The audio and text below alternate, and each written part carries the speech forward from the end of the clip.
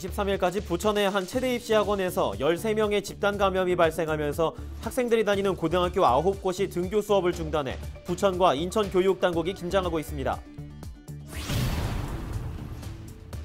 정부의 국가철도망 계획 발표 시점이 다가오는 가운데 김포시의회가 김포시의 광역철도 유치 전략과 실패 시 대안을 따져 물었습니다. 김포시는 대안을 언급할 때가 아니라고 선을 그었습니다. 인천경찰청이 지난 15일부터 청소년보호법과 풍속영업규제법을 위반한 리얼돌 체험방 7곳을 적발했는데요. 31일까지 집중 단속을 이어갑니다.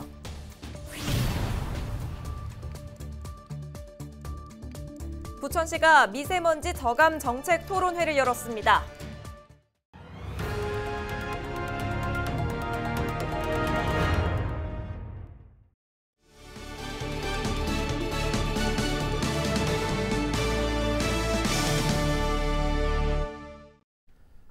시청자 여러분 안녕하십니까? 헬로티비 경인뉴스입니다. 부천과 인천에서 또다시 코로나19 집단 감염이 잇따르고 있습니다. 이번에는 입시 학원에서 학생들을 중심으로 소규모 집단 감염이 발생하면서 학교들도 잔뜩 긴장한 모습입니다. 취재기자 전화 연결합니다. 이정아 기자, 그동안 좀 잠잠하기도 했고 또 다음 달이면 거리두기 기준이 다소 완화될 예정인데 이런 상황에서 코로나19 지역 감염이 또 발생했다고요? 네, 지난 21일 부천 중동의 한 체대 입시 학원에서 강사 1명이 처음으로 확진 판정을 받았습니다. 이어 강사와 접촉을 했던 학원의 수강생 10명도 검사를 받고 추가로 감염 사실을 확인했습니다. 이 학생들은 부천 지역 9개 학교에 재학 중인 것으로 알려졌습니다. 그리고 첫 발생 사흘이 지난 23일 기준 관련 확진자는 모두 13명까지 늘었습니다. 이번 감염은 고교생들을 중심으로 한 집단 감염입니다. 이 때문에 확진자가 얼마든지 더 발생할 수도 있는 상황이라 방역당국에 비상이 걸렸습니다. 또 문제는 부천 지역뿐만 아니라 인천 계양과 부평 쪽에서 이 학원을 다녔던 학생들에게까지 전파가 됐는데요. 인천에서도 고등학생 6명을 포함해 모두 7명이 이 체대 입시 학원을 중심으로 추가 확진됐습니다. 인천시 교육청은 계양의 한 고등학교에서는 지난 21일 첫 확진자가 나온 이후에 다음 날인 22일부터 이틀 동안 원격 수업으로 전환했다고 밝혔습니다. 또 기간 연장 여부도 현재 검토 중인 것으로 알려졌습니다. 이처럼 부천 체대 입시 학원발 감염으로 학생들이 확진되자 여기에 관계된 부천과 인천의 학교들도 추가 전수조사를 이어가는 한편 원격 수업 전환을 검토하고 있습니다. 지금까지 보도국에서 전해드렸습니다. 국가철도망 계획 확정 시점을 앞두고 이른바 김부선을 향한 김포 시민들의 반발은 더 거세지고 있습니다. 일각에선 이런 반발에도 김포시가 요구하는 GTX-D 노선이 정부 계획에 반영될 가능성은 낮다는 회의적인 시각이 나오고 있는데요. 의회에서도 김포시의 광역철도 유치 전략이 다시 도마 위에 올랐습니다. 이세진 기자가 보도합니다. 의회는 김포시의 광역철도 유치 전략부터 물었습니다. 김포 한강선과 GTX-D 유치 전략에 대하여 김포 시민 모두가 공감하고 이해할 수 있는 상세한 설명이 필요하다고 생각됩니다. 김포시는 정부에 요구한 노선의 타당성을 먼저 언급했습니다. 서울 지하철 2호선, 9호선의 수요 분산을 위해 지속적으로 건의해온 서울 남부 광역급행철도 노선을 확인하고 수도권 전체의 교통 혼잡 개선을 통해 수도권 광역교통을 완성할 수 있는 최적의 GTX 노선을 도출하게 되었습니다.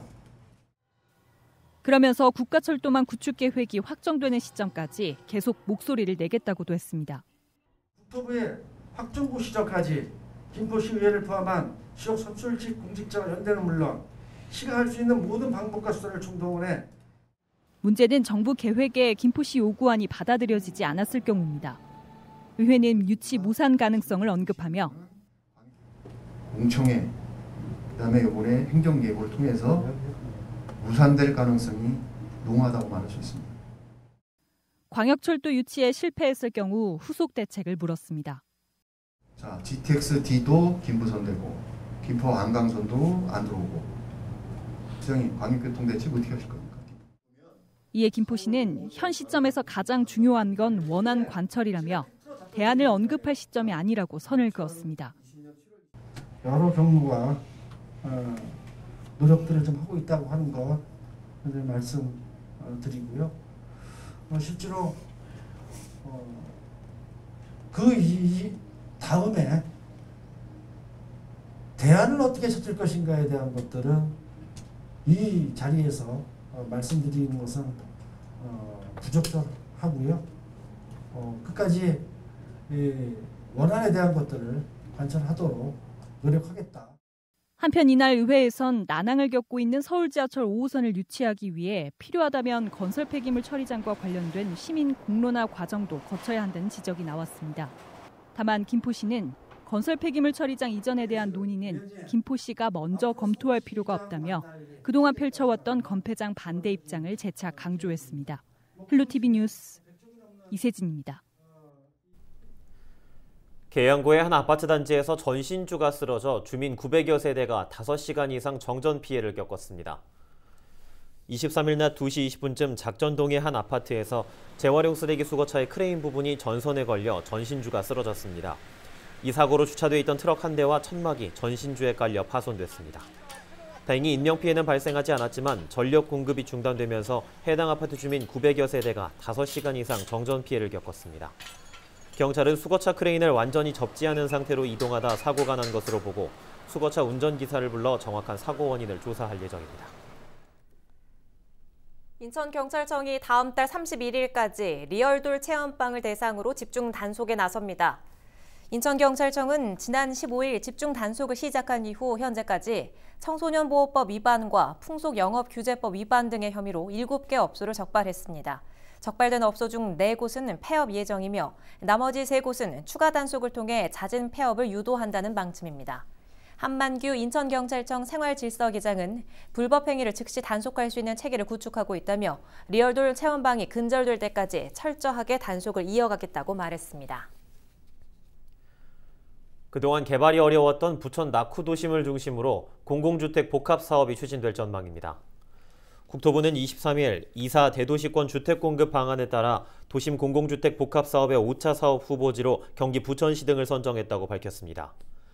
부천에서 선정된 후보지는 수사역과 중동역 중심의 역세권 개발과 원미사거리 일대 저층 주거지역, 송내 남부역을 중심으로 하는 준공업지역 등 모두 5곳으로 이곳에 주택 8천여 가구가 공급될 예정입니다. 경기 지역은 도시 여건을 감안해 역 반경 500m 이내 지역을 역세권 개발지로, 지은 지 20년 이상 된 건축물이 50% 이상인 지역을 저층 주거지 개발 대상 지역으로 선정했습니다. 해당 지역은 지구 지정을 거쳐 내년까지 사업계획 승인을 마치고 오는 2023년 착공할 예정입니다. 이번 도심 공공주택 복합사업은 좋은 입지 여건에도 불구하고 저평가돼 있어 이 지역을 고밀 개발해 낙후된 기존 환경을 개선하는 데 목적이 있습니다. 부천시가 23일 미세먼지 저감 정책 성과를 발표하고 향후 정책 방향에 대해 토론했습니다. 부천시는 이 자리에서 경기도 정책공모 사업을 통해 스마트 대기정보 플랫폼을 구축한 사례를 설명했습니다. 또 쓰레기와 대기 오염 등 부천시가 현재 처한 이 환경 문제에 대한 앞으로의 대책도 언급했습니다. 특히 이날 토론회에서는 한국환경보건학회 등 관계기관 전문가들도 참여해 실시간 대기 모니터링, 바이러스 대응, 다중이용시설의 공기 순환 등 지역 내 미세먼지 저감 방안을 논의했습니다.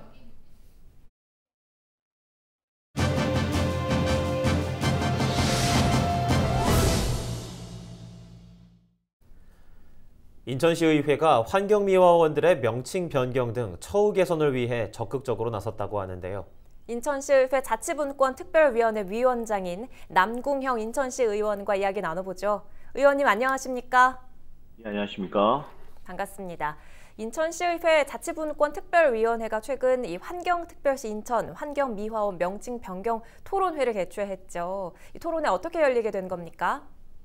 예, 환경미화원이라는 명칭은 1988년 서울올림픽 개최를 앞두고 중앙정부가 처음 쓰기 시작했습니다. 일각에서는 환경미화원 업무에 종사하는 근로자들의 사기를 좋아한다는 의견들이 많아서 계속 문제를 제기되어 왔는데요. 우리 손민호 위원장님, 강원모 의원님, 김성준 위원장님 함께 네 분과 그리고 군구, 남동구, 미추홀구, 서구, 연수구 노조 대표분들 그리고 시 자원순환과 관계자분들과 함께 그 환경미화원 명칭 변경의 필요성과 우리가 어떻게 다양한 추진 방안을 논의할 것인지 그런 논의를 위한 토론회를 가졌습니다. 그렇군요. 토론회에서는 어떤 내용들이 오고 갔나요? 자리에서 많은 의견이 왔습니다. 하지만 그 조남수 인천시 노조조합 위원장님께서는 예전부터 단체 협약에서 명칭 변경을 계속 요구해 왔지만 관철되지 않았다라는 아쉬움을 피력하셨고요. 우리 그 환경미화원 직원들이 자존감을 높이고 사기 진작을 위해서는 인천시가 명칭을 좀 적극적으로 바꿔주시기를 원했고, 우리 인천시 관계자들도 환경미화원의 처우 개선을 위해서는 명칭 경에 꼭 필요하다라는 의견을 같이 모았습니다. 무엇보다도 고용 관리 주체인 군구에서의 의지가 매우 중요하다고 보고 기초단체에서 많은 의지를 보여주기를 피력하셨고, 이 자리에서 많은 분들께서는 사회적인 인식 개선을 위해서라도 우리 환경미화원들의 명칭 변경이 바뀌는 것이 중요하다라는 의미를 보여주셨습니다. 네, 아직까지 광역단체에선 이 환경미화원이란 그 명칭 변경이 진행된 적이 없었죠. 우리 지역 인천에서 제일 처음으로 이 명칭 변경이 이뤄지게 되면 사회적으로 좀 어떤 효과들을 기대해 볼 수가 있을까요? 예, 226개, 타시도에서는 몇 군데 정도가 기초단체 중심으로 명칭 변경이 바뀌고 있습니다. 하지만 광역정부에서의 이런 명칭 변경은 한 번도 된 적이 없습니다. 그래서 인천광역시가 주도적으로 자치분권 측면에서 명칭 변경을 한다면 굉장히 매우 뜻깊다 이렇게 볼 수 있고요. 노조와 충분한 사전 협의를 통해 가지고 인천시가 관련 조례를 선제적으로 개정하고 공구의 적극적인 참여를 유도하게 하는 것이 바람직할 거라고 보고 있습니다. 그리고 환경미화원의 명칭 변경은 결과적으로 우리 인천시 살고 계시는 시민들에게 공공서비스의 굉장한 지대한 혜택으로 돌아갈 것이라고 저는 보고 있습니다. 그리고 이런 처우 개선을 통해서 환경미화원들의 깨끗하고 아름다운 인천을 만드는데 선도적인 역할을 할 것이다 라고 보고 있기 때문에 많은 시민들께서 관심 부탁드리도록 하겠습니다. 예, 알겠습니다. 환경미화원 명칭 변경으로 공공서비스 향상 기대해 보도록 하겠습니다. 오늘 말씀 고맙습니다. 예, 감사합니다. 지금까지 남궁형 인천시 의원이었습니다.